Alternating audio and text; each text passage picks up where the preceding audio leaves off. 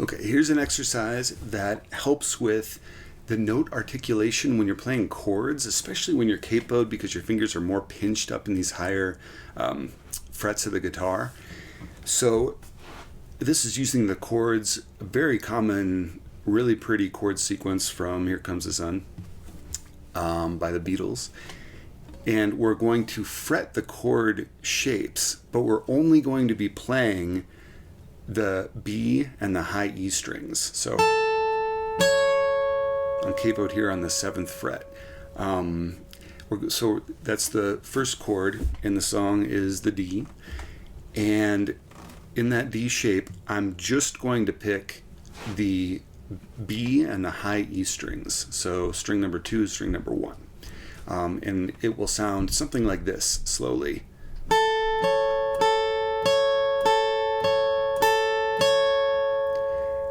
Now, when you switch to the G chord, just going to bring your first 2 fingers up from where they were in that D position up into a G chord shape.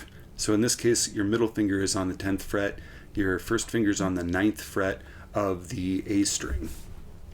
We're not going to play those notes, however. We're just going to play the B and high E string in that alternating picking sequence. So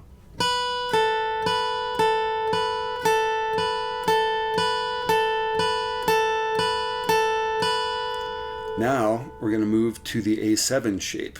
That's just going to mean taking your first 2 fingers off, sliding your ring finger to the 9th fret from the 10th fret on the B string to the 9th fret on the B string, putting your middle finger on the 9th fret of the D string. And again, we're not going to play any notes except for the 2 notes on the B and the high E, like this.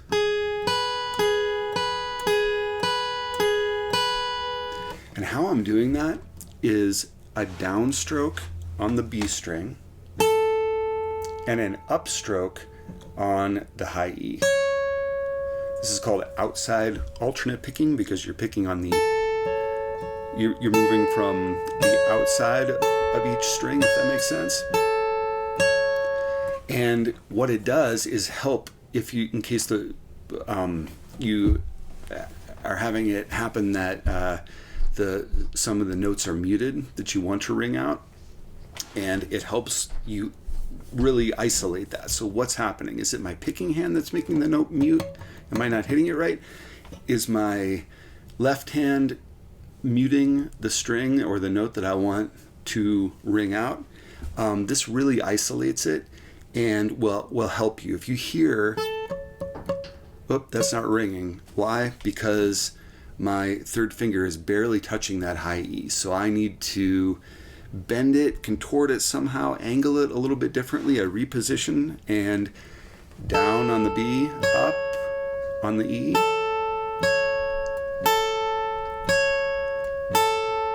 Okay, that sounded pretty good. Now I'm going to move to the G, which can be a problem. Now we have an open string on that high E string. And got to make sure that everything's out of the way so that note rings out. We're going to do the same thing. Switch your fingers and then downstroke on the B string, upstroke on the high E. Okay, that's ringing out. I want to keep that up.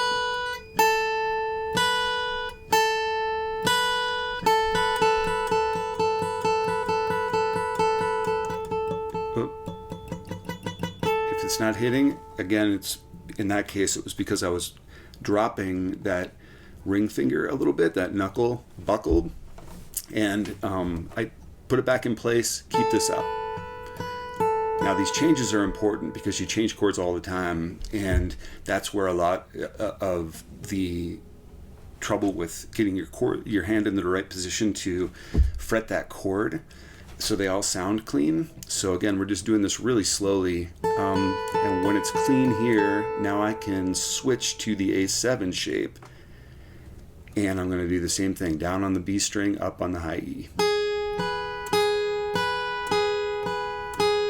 Maybe keep that going for a little bit. Is that clean? Okay. Now I need to switch back to the D, the 1 chord. And I'm just playing those 2 notes. It's kind of cool too, because you can tell even playing just 2 notes for each chord, you can hear the changes. You can kind of hear it if I play it a little bit faster, like this.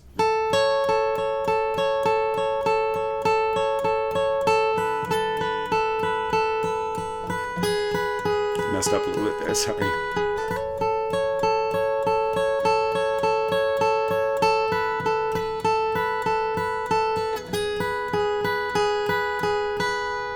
So this is a great exercise. I obviously need to practice it more myself, but to get used to switching those chord shapes, and then when you want to play the entire chord and you get your strums in there, those notes will be more articulated because you will have practiced it and identified what some of the trouble is with the switches, so it can sound.